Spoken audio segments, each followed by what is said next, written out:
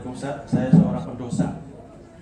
Dosa yang telah saya perbuat sangat banyak, bahkan semakin banyak saya malu dengan diri saya sendiri Ustaz. 2 tahun yang lalu sedikit demi sedikit sudah saya tinggalkan, bahkan sholat pun mulai saya berjamaah di masjid dan sudah merasakan nikmatnya hijrah. Tapi Ustaz, panggilan maksiat yang dulu pernah saya lakukan itu semakin kuat, bahkan selalu hadir dalam bayang-bayangan. Saya takut jika kemaksiatan yang pernah saya lakukan akan terulang kembali. Kira-kira amalan apa yang bisa saya lakukan Ustaz? Masya Allah jamaah. Kullu bani Adam khata' wa khairul khata'in at-tawwabun. Kata Nabi SAW, semua anak Adam itu pelaku dosa.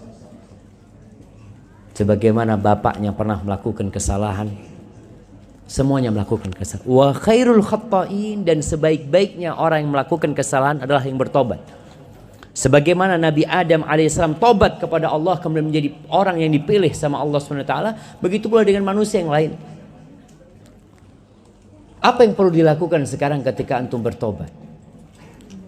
Gambaran dosa masa lalu itu kadangkala hadir. Dan setan itu membayangkan kalau bicara zina, jamaah. Bicara zina. Na'udzubillahi minaz zina. Semoga Allah menyelamatkan kita dan anak keturunan kita dari zina. Digambarkan zina itu sesuatu yang nikmat oleh setan, padahal azab. Kenapa dikatakan azab? Orang yang melakukan perzinahan itu selalu ketakutan zinanya diketahuin orang. Dia ada perasaan takut, itu dosa. Maka apa yang perlu dilakukan ketika panggilan-panggilan untuk kemaksiatan itu datang? Banyak-banyak berlindung kepada Allah dari godaan setan yang terkutuk. Banyak-banyak membaca a'udzubillahi minasyaitonir rajim.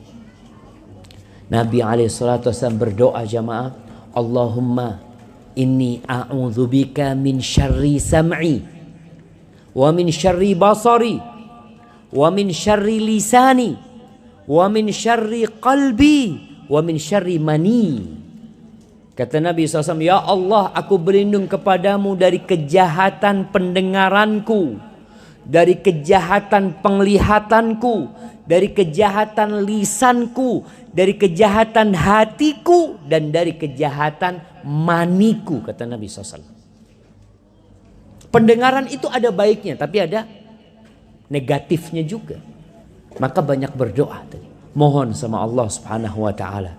Kemudian ganti sohib. Orang yang hijrah ini perlu ganti sohib.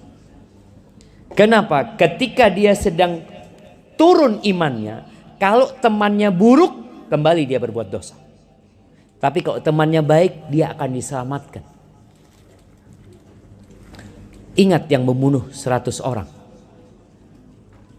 Ketika datang kepada seorang yang alim, dia bunuh 99 orang jawab.